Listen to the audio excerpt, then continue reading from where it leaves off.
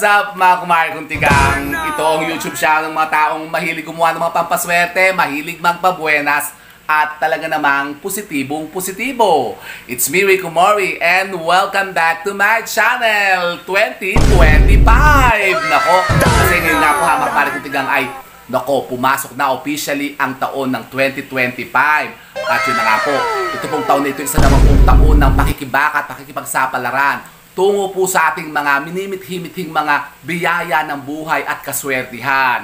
Hindi baga? At kung kayo po mga kumari kong tigang ay dinagasat, nakaranas ngayon ng sobrang kahirapan, pagdurusa at sobrang napakaraming problema sa buhay nitong nagdaang taon na 2024, ito naman po mga kumari kong tigang, invite naman po natin at salikupin ang mga sinasabing mga positivity na yan at kaswertihan na maaring maidulot sa atin ng taon na ito ng 2025.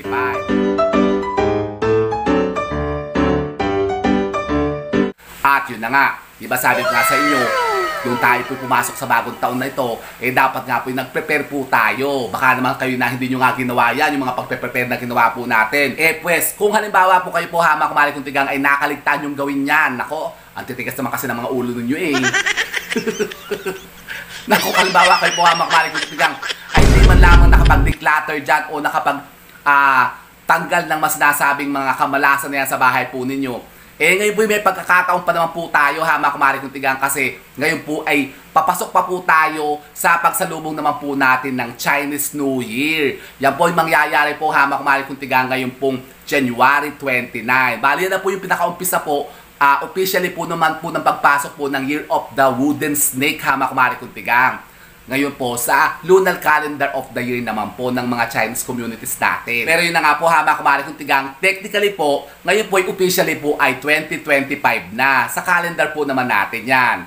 At yun na nga, kasi dapat po mga kumari kong tigang, ay umpisan po natin ng taon na ito na positibo po tayo sa lahat po ng ating gagawin.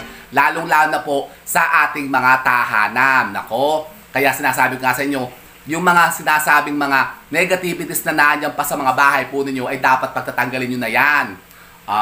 Kasi nga po mga kumari kong tigang, baka nga yan po ang nagiging dahilan kaya tayo lagi na lamang pong nakakaranas sa mga sinasabing mga, yun na nga, pagbigat ng ating mga pamumuhay. At yun na nga, kasi ngayon nga po pag-uusapan ulit natin yung mga sinasabing mga bagay-bagay po na dapat po'y tanggalin na po natin dyan sa mga pamamahay po natin ngayon pong 2025. Baka kasi naandyan pa po yan sa bahay po ninyo. Alisin nyo na po yan, i-dispose nyo na po yan lahat mga kumari kong tigang para mga sinasabing mga kamalasan na hatid po nila ay matanggal na ng tuluyan. Para naman po kayo po swertihin na, pasukin na pa kayo ng mga positive energy sa bahay po ninyo. So ano ba yung mga bagay na yan? So meron po tayong 8 na pag-uusapan ng mga bagay-bagay po na dapat po yun na nga, tanggalin na po natin sa ating mga tahanan kasi maaring yan na po ang nagdudulot po sa atin ng mga pagbigat ng ating mga buhay. Ano ba yung mga yan? Yun na nga po mga kumari kong tigang. Number 1, ito po yung sinasabi ko lagi sa inyo na kapag ganito pong nagtatapos ang taon o nagpapalit ang taon na mga kumari kong tigang, dapat po'y gawin nyo rin po ito. Yung pagpapalit po ng ating mga wallet o mga pitaka. Nako, baka kayo po mga kumari kong tigang ay gumagamit pa ng mga sira-sira o mga warak-warak na, yung mga gutay-gutay ng mga wallet po ninyo. Kasi alam niyo po ba mga kumari kong tigang na ang mga wallet po natin ay napakalaki po ng nagiging epekto niyan sa buhay po natin. Kasi dyan po inilalagay natin ang ating mga kayamanan, ang mga kaperahan po natin. At kapag tayo po mga kumari kong tigang ay gumagamit po ng marurumi, yung mga sira-sira, mga gutay-gutay na at mga warak-warak ng mga wallet, nako, napaka-negative na po niyan mga kumari kong tigang. At napakalaki po ng nagiging epekto po niyan sa ating kaswertihan. Kumbaga, para tayo lagi na lamang nakakaranas ng pagbigat ng ating buhay kapag kaganyan po ang mga wallet na ginagamit po ninyo. Kaya palitan nyo na po yan, yung mga sira-sira at mga warak-warak na wallet po ninyo. So yan po ang ating number 1. At ang pangalawa po mga kumari kong tigang, ito po, baka kayo po meron pa po nito sa mga tahanan po ninyo. January na po mga kumari kong tigang. Ano yan? Ang mga lumang mga kalendaryo. Nako, i-check nyo na po yung mga kalendaryo dyan mga kumari kong tigang at pagtatanggalin nyo na yan.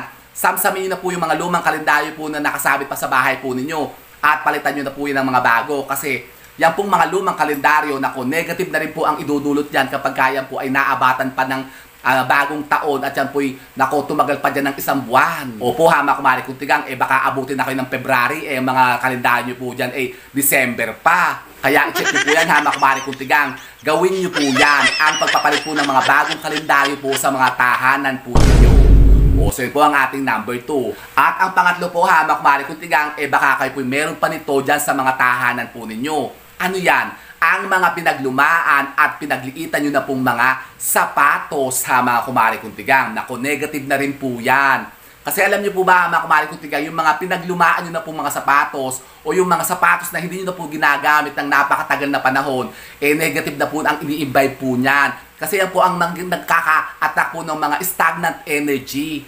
Yan, kumbaga, yung mga negative energy na pumapasok sa bahay natin, nasasaga po nila. At yan po ang nagiging dahilan kaya tayo lagi na lamang nakaka-imbibe ng mga negativities ng kamalasan.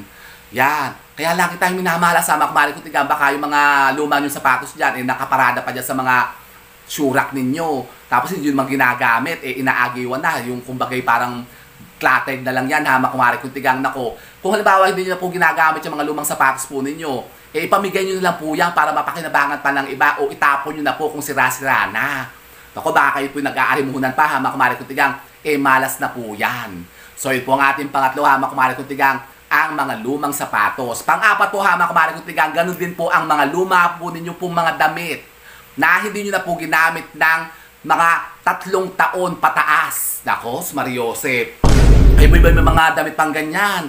Yung 3 taon na, 4 na taon, 5 taon na hindi nyo na ginagamit, tinatambak nyo pa dyan. Parang, ano ba, umaasa pa ba kayong papayat pa ba kayo? Parang may susunod siya.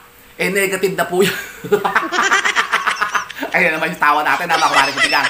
Nako, negative na po yan na mga kumari kong tigang. 2025 na po. Ipagdidispose nyo na po yung mga gamit na yan, yung mga luma nyo pong mga damit na ang lilit na sa inyo, hindi nakasya sa inyo kasi kayo napakataba na leche. Nako po naman, ipamana nyo na po sa iba ha, mga kumari kong tigang. Halimbawa sa mga kapatid po ninyo, sa mga kamag-anak nyo, ipamigay nyo na o i-donate nyo na po sila sa mga mga relief, yung sa mga nasalanta ng bagyo. Nako, dapat po ha, mga kumari kong tigang, taon-taon kayo, nagpapalit nga po kayo ng mga damit, yung mga luma yung damit, dinidispose na po yan. Halimbawa yung mga talagang ginagamit nyo lang po yung i-retain nyo po dyan. Iwanan nyo lang po yung medyo bago-bago pa, tapos yung talagang ginagamit nyo sa pang-araw-araw. Kasi pagka ang mga damit po, hindi nyo na ginagamit ng yun nga, 3 taon pataas. Nako, negative na talaga yan. Malas na yan ha, mga kumari kong tigang, kaya pagtatanggalin nyo na po yan.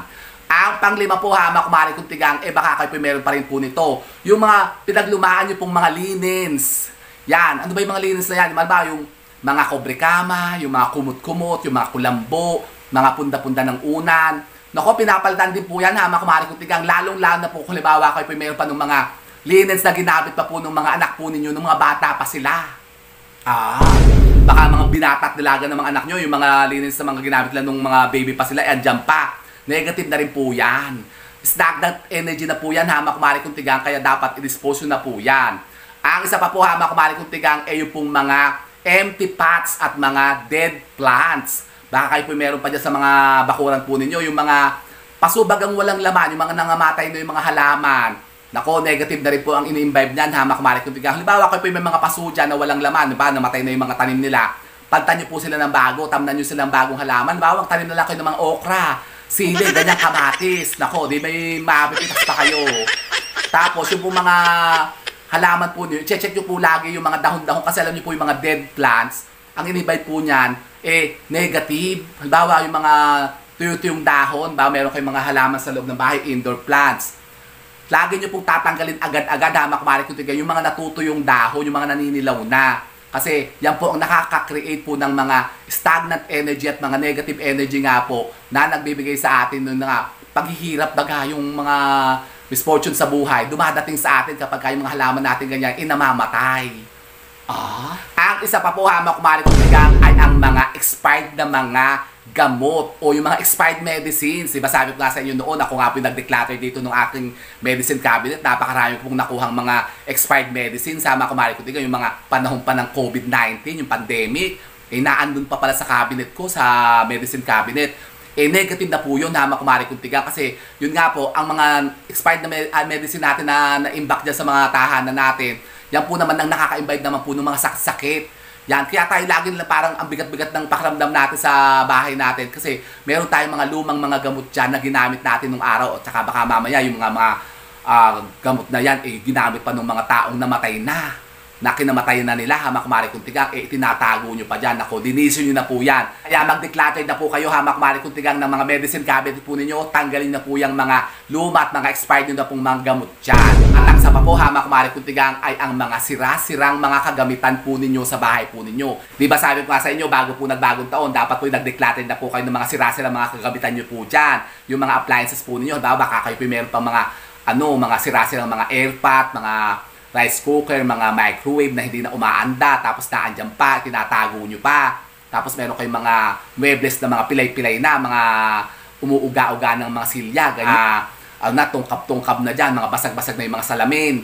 Naku, negative na po yun, ha, mga kumari kuntigang. Kasama rin po dyan yung mga bingaw-bingaw po yung mga plato, mga pingas-pingas na, mga putol-putol na yung mga tatangnan, mga bengkong-bengkong na yung mga kaldero po ninyo. Nako, pagtatanggalin nyo na yan, ha, mga kumari kuntigang. At ang isa pa po, yung pong mga may crack na pong mga base po ninyo. Dawa ko yung may mga ganyan, mga base na ganito, yung mga china po ninyo. Tapos biglang nabingaw siya. Ginagamit nyo pa, ba, yung mga glassware po ninyo o yung mga glass bases po ninyo. Na sabi, konti lang naman yan, pigas lang naman, tatanggal lang naman yung pinakatatangnan. Pwede pa yan. Nako, negative na po yun. Lalong-lalo po yung mga lamat. Yan, hamak kumari kuntigang. Negative na po ang mga bagay na ganyan sa loob ng ating mga tahanan. Kaya tanggalin nyo na po yan. Para po tayo po, hamak kumari kuntigang, pasukin na ng mga sinasabing positivities naman, hamak kumari kuntigang, ngayong taon na 2025.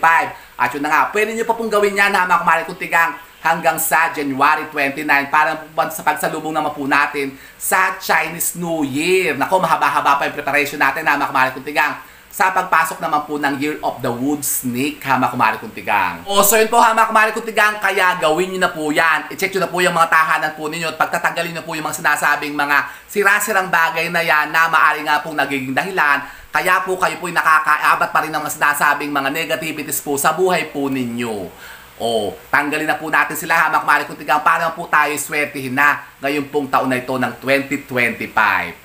Pero syempre, sabi nga po, ito lang po mga sinasabing mga paniniwalang ito, yung mga pawang gabay lamang naman po natin. Syempre, nasa atin pa rin po yan, hamak kumari kuntigang, kung paano natin i-invite o paano natin gagawin ang ating sariling kaswertihan, hamak kumari kuntigang. At ang pinakamahalaga sa lahat, huwag tayo makakalimot na manalangin at humingi ng gabay sa ating Panginoon para mga sinasabing mga kaswertihan na minimit-himit po natin sa buhay natin ay ipagkaloob na niya. Di ba ga? At since ngayon po, hamak kumari kuntigang, ay unang araw po ng taon ng 2025, kaya ako naman po yung magpapasalamat po sa inyong lahat, hamak kumari kuntigang, na masugid natin ng mga followers at subscribers dito sa ating channel na Rico Mori Official. Thank you very much po sa inyong lahat, hamak kumari kuntigang, sa suporta po ninyo sa akin sa buong taon ng 2024, at naway tayo po yung magkasama-sama pa rin ngayon sa buong taon naman po ng 2025.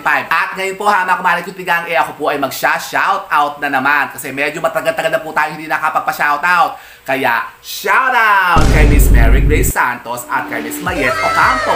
Shoutout din po kay Miss Diane Matrigal at kay Miss Karen Evie Pahit. Shoutout kay Mr. Benedicto Bayang at kay Miss Maria Teresa Marquez at kay Sheila Takahashi. Shoutout kay Miss Miriam Rivera at kay Miss Marisa Valdrias Vidal.